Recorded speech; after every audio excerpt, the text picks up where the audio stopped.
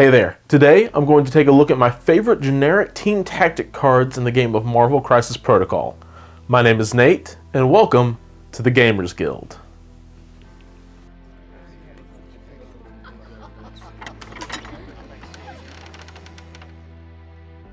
Before I do or say anything else, I want to say thank you to the people who have watched my poorly edited videos and rough sounding videos from the beginning, to anyone who has just discovered this game and is wanting to know more. The amount of general support and kind words has always been greatly appreciated, but then last week when I mentioned some numbers for the channel, I got a result I never would have expected, and the number of subscribers over this past week was about the average of what I would expect in a month for this channel. If this wasn't a mostly scripted thing that I do and record, I would be speechless at this moment. So truly, thank you to the MCP community. I cannot wait to see what the future of this game holds, as well as what this channel has in store. So with that said, onto the main topic of the video. And it's been a while since I've done a top 10 video of any kind, but I think this is one that should actually be kind of helpful, especially if you're struggling to build your roster in the tactic cards area. First, I want to clarify, when I say generic, I mean that there is no affiliation tied to that tactic card, or it's not one of those that only certain characters can use, like Usurp the Throne or Aim Lackeys. Cards like No Matter the Cost will be fair game, even though it definitely synergizes really well with characters like Drax and Hulk. It can still be used by anyone. So, with that in mind, here are my top 10 generic team tactic cards that have a chance at cracking your 8. Starting with number 10, I have Tactical Analysis. It is an active team tactic card that will let the active character spend 2 power to let you choose another allied character within range 3 of the active character to advance short. There are several ways that this card can be used in a game. Maybe Captain America does this to help a more vulnerable ally move within bodyguard range, or maybe you do this to help push Killmonger up a little bit so that he is within charge range on his turn. Then of course you could also use this for objective-based plays, helping move a pushed or thrown character back onto an objective, or maybe even helping an herb runner with a little bit of an extra push.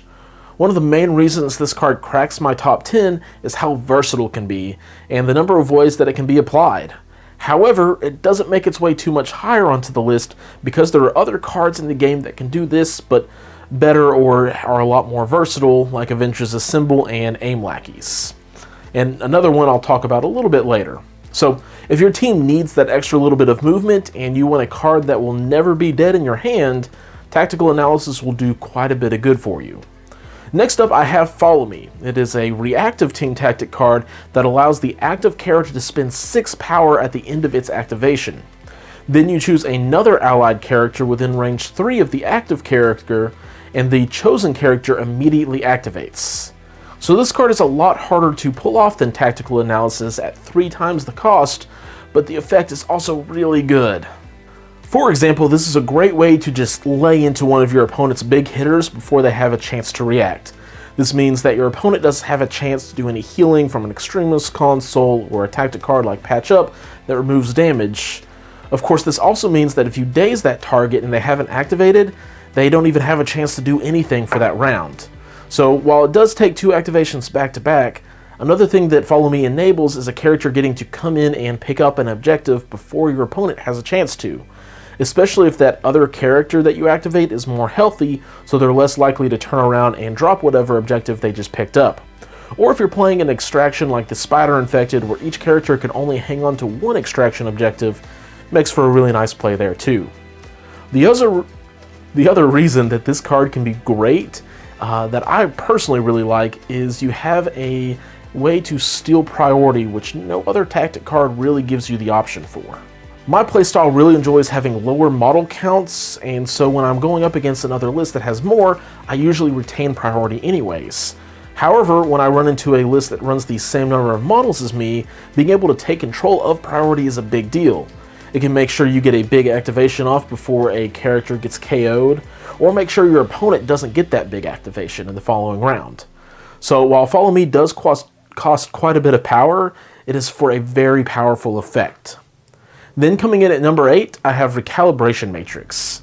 It is a reactive team tactic card that costs 3 power to play. It can be used when you are either attacking or defending before the calculate successes step. Each player then rolls all of their dice, not including their failures, and after this happens, dice can no longer be modified because that step would have already happened. So really, this is just a rewind effect usually used late in the game when your dice just won't quite cooperate with you. Sometimes this Hail Mary can force through the damage you need to take out a key character, or used on defense, it can help get one of your characters out alive from a dice spike that would otherwise have wiped them off the table. I don't think there's really too much more to say about this because I'm sure we have all seen the dice swing back and forth, and sometimes the chance to reroll the dice one more time to get them where you want them to be is something quite helpful. Coming in at number 7, I have Mission Objective. It is probably the most restricted of the tactic cards on this list because it only affects objectives, and even then it only affects the extraction ones. However, it can be a huge game changer on any objective that has just one extract. Being able to hand off the Wakandan herb to a character that hasn't activated yet, and then let them move, is a great way to score those 4 victory points a little bit earlier than your opponent could. And of course, being able to hand off the Scroll Infiltrator or Kree Power Core before dropping it into your opponent's hands is also quite handy since they are much more valuable compared to an extraction like a Cosmic Cube or a Hammer, because there are multiple of those on the field while there is only one Scroll or Power Core. And those are worth 2 points instead of 1, so denying your opponent 2 points and scoring 2 yourself instead is in some ways a 4-point difference. Now, granted, Mission Objective isn't going to be needed in every single roster, but if you're building a list with extractions like the Scroll Infiltrator and Kree Power Core, Mission Objective will give you a nice edge when you get priority or your opponent lets you pick the extraction crisis. Moving on to number 6, I have one of my personal favorites. Unfortunately, it is a little lower on the list because, like the last one, it is only going to fit into some lists much better than it is some others. Disarm is an active team tactic card that allows 2 allied characters that are both within range 3 of the same enemy target to spend a power each. The enemy character rolls 2 fewer dice on all attacks this round to a minimum of 1. So the upside of this card is obvious. It will result in one of your opponent's models making much less of an impact during their activation, maybe even making them forgo attacks altogether. Thor with only 4 dice doesn't get to trigger his throw nearly as often, I've discovered. Really, the range of benefits are vast. The one downside to Disarm, and why it isn't at number 2 or 3 for me, is because if you don't have priority, this card will often not be played optimally. Because you want to disarm a major hitter on the other side of the board so that their activation isn't as important, you can then look to the other side of the board and comfortably activate one of your big hitters trying to daze or knock out an important piece on that side of the battlefield. However, if you don't have priority, it really weakens the target for Disarm, because usually your opponent will go with who you want to disarm first. I will throw a quick honorable mention to Trip Up here because it is what I used to run as my way to downgrade an opponent's model. Trip Up also requires 2 models to pay 1, but they both have to be within range 2 instead of range 3. As well, it can only be played during the targeting stage of an attack. If that attack deals damage, then you get to stun and stagger the enemy character, which is really strong, by the way. However, there are 2 problems with this. If the attack doesn't deal damage, then you have wasted a tactic card and that additional power used to play the card, which feels bad.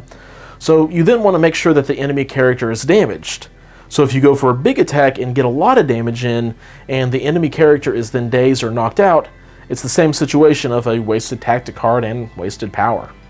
Disarm has the advantage of being able to be played at any point during your turn. So maybe you failed to finish off the target you attacked, but now they have a bunch of power. Well, you can disarm them to make them much less effective. Disarm is going to be a much more consistent card than the Trip Up, and if you've been playing with Trip Up, I recommend trying Disarm in its place for a few games and let me know what you think. And with that, we have made it halfway through the list, so now we get to look at some of the most effective cards that can fit into almost every roster. Starting with Field Dressing at number 5. It is an active team tactic card that allows a character that is within range 2 of a Daze character to spend 4 power to remove a single point of damage and the Daze token. As long as this card is played at the right time, it is a huge benefit to your team. If it is played on a character who hasn't activated yet, they can pop up and lay on the hurt before falling back down even. And maybe worst of all for your opponent is being able to play this and then heal the previously dazed character with a patch-up or a med pack on a more defensive character like Thanos or MODOK that were hard to bring down in the first place, and it's just kind of demoralizing. And as such, it's a really strong play. Then at number 4 I have what I wish could be put much higher, and while it is very easy to go into any roster, it does have one little restriction. Drop Off is a reactive team tactic card that can be played when an allied character with flight begins a move action while within range 2 of another allied character that is the same size or smaller. They may each spend 1 power, then the model making the move action moves as normal, and after it is completed you place the other model within range 1 of it. That model may then make one of its attacks that costs 0 power. So this is out of activation movement, which is really strong, followed by an out of activation attack, which is also really strong. Really the only reason I can see to not play this card is if you don't have any characters that can fly, or if you don't plan on using any characters that can fly often. This card can be used in multiple ways, but my favorite is still Thor being able to for Asgard, which is his version of charge, dropping off Vision, who then got a beam attack off on 4 characters, and then Thor got to lay into a crowd with that strike. This was done on turn 1, by the way, on Gamma Shelters, so go Avengers. At number 3 I have a tie because they are very similar effects, and that is Medpack and Patch Up. These still aren't an auto-include in the 5 every time for every list, but healing never hurts. Whenever you are keeping a key character from getting KO'd or helping an objective holder, either way it is always handy to have one of these kinds of cards on hand. I will say the best place to use them though are on characters that are difficult to damage in the first place. Captain America, Black Panther, and anyone in the Black Order for example. The harder it is to hurt a character in the first place, the more benefit you will get out of these healing cards. Sure, you can still heal up a Gamora or a Valkyrie, but they are characters that can get picked off in a single activation pretty easily even if they're at full health. So the mileage may vary on these two cards depending on who you decide to use them on, but having one of them will hardly ever be a bad choice to have in your roster of 8. Coming in at number 2 is Advanced R&D. It is up here much higher than I originally expected it to be, but that is because it's a very useful card that is also very versatile and can make its way into just about every roster without too much of a hassle. In the worst case scenario, this card can let you transfer a single power from one model to another to be able to use an attack or superpower that they couldn't do before. So Thor getting that last power he needs to for Asgard and drop off on turn 1 kind of makes for a big deal. There are plenty of situations in the game where one power makes the difference from being able to do one play, but then most of the time you have to settle for that other play because your strike didn't get enough power back or, well, fill in the blank. So that's in the worst case scenario. In the best case scenario, you have a character that accrues plenty of power like a Shuri or a Vision, or maybe you even have a character who just got beat up and has power to spare that they can then distribute to your entire team that can help in unseen ways for the rest of the game. There aren't any restrictions with this card, and its flexibility of getting a big payoff is really strong as well. And finally, up at the number 1 spot that probably surprises no one is Brace for Impact.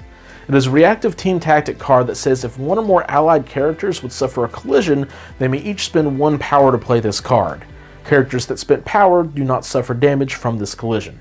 So with the release of more characters and more affiliations that do not have throws or do not have a lot of throws, this card is no longer a must-take into every single game. But I do think that it should always be in your 8 for the time being at least. With the Avengers, Asgardians, and Black Order all having characters to have a way to throw characters into other characters, as well as just terrain to be getting in that extra bit of damage. The Cabal and Guardians don't have a lot of throwing power, but they still do have some, and the only affiliation to have 0 throws at this point is Wakanda. Being able to take 0 damage from a guaranteed point of collision damage to daze a character, or maybe the moment when Thor picks up a size 4 piece of terrain and hurls it into your team, is consistent and strong. Brace for Impact can be a game saver, and so when you see 3 or more characters that have a throw, especially throws that work on characters, I will bring Brace for Impact myself because ignoring damage is just really good.